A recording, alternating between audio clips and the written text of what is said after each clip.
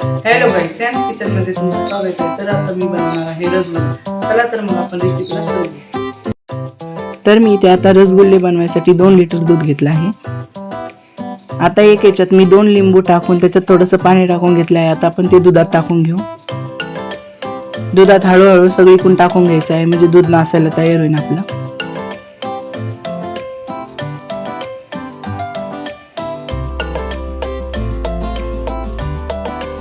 आता तो रस हळूहळू त्याच्यात सगळं टाकून घ्यायचा. आता आपलं दूध नासायला तयार झालंय.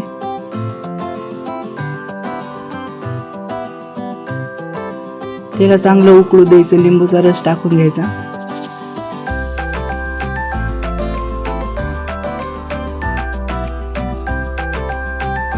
आता आपलं दूध असं झालं आहे. आता आपलं दूध अशा प्रकारे झालं आहे. आता आपण त्याला गाळून घेऊ. आता मी इथे एक व्हाईट कलरचा कापड घेतला आहे. आता आपण हे त्याच्यात गाळून घेऊ.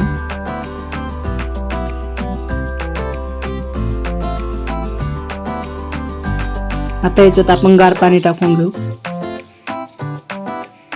याच्यात गार पाणी टाकले का लिंबूचा आंबटपणा जातो निघून. आता आपण याला पिळून घ्यायचं, त्यातलं सगळं पाणी काढून घेऊ.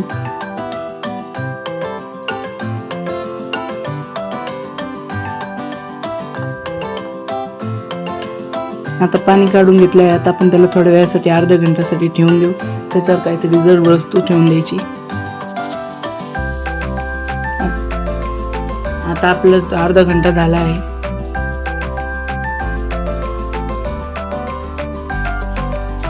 आता त्याला चांगलं मळून घ्यायचं. आता त्याच्यात मी 1 चम्मच मैदा घातला आहे. आता आपण त्याला चांगलं मळून घेऊ.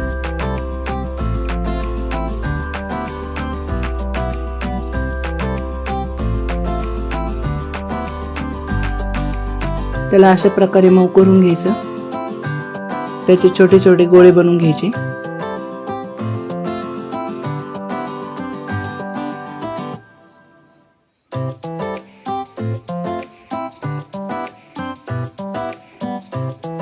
दोन लिटर मध्ये माझे 50 रसगुल्ले झाले आहे.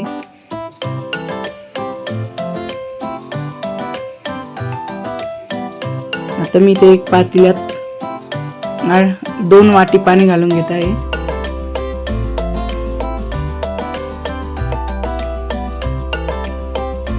दोन वाटी पाणी घालायचं. लगेच 1 वाटी साखर घालून घ्यायची त्याच्यात.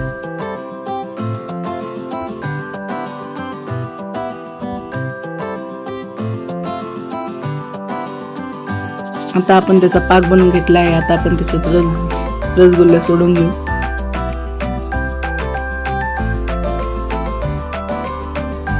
याच्यात रसगुल्ले सोडून याला उकळू द्यायचं. चांगले रसगुल्ले शिजून घ्यायचे. याला थोड्या वेळासाठी झाकून ठेवायचं. आता मी इथे 1 चम्मच मैदा घालून घेतला आहे. त्याच्यात थोडंसं पाणी घालून घेतलं आहे. तर आता हे मिश्रण त्याच्यात घालून घेऊ रसगुल्ल्याच्या पाकात.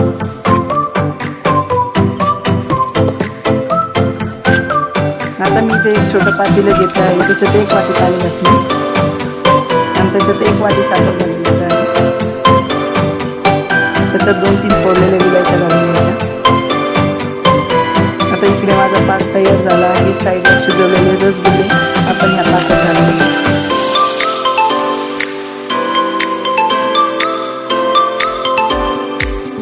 आता 1 चम्मच मैदा घालून त्याचं थोडं पाणी टाकून ते मिश्रण बनवलं आहे ते त्याच्यात टाकून घेऊ.